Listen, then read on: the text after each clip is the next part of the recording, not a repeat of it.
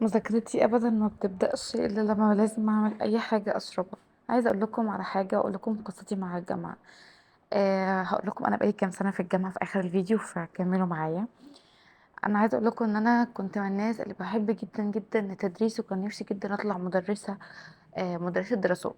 وبعدها اكتشفت ان انا لا ميولي لحاجه تانية فكنت عايزه اطلع مهندسه، كنت عايزه اطلع مهندسه ديكور. ف كنت بحب الالوان وبحب ترتيب البيت وبحب انسق حاجات وكده، لقيت نفسي ان انا في المجال ده هبقى حلوه جدا ونفسي جدا ان انا استمر فيه. المهم ان انا دخلت المدرسه ودخلت اعدادي ودخلت ثانوي، لقيت ان الرياضه صعبه جدا فقررت ان اخش في ثانوي ادبي ما اخشش علمي. عشان ما كنتش عارفه اذاكر رياضه وما كنتش بحبها خالص. وبعدين جه التنسيق بقى، وبعدين يا جماعه دخلت واضطريت ان انا اخش لغة عربية، ودي أكتر حاجة كنت بحبها الفترة بتاعت قبل الجامعة على طول في وقت التنسيقات. عشان تعرفوا بقى أنا بقالي قد إيه في الجامعة، شوفوا بارت 2 اللي هينزل بعدين. باي.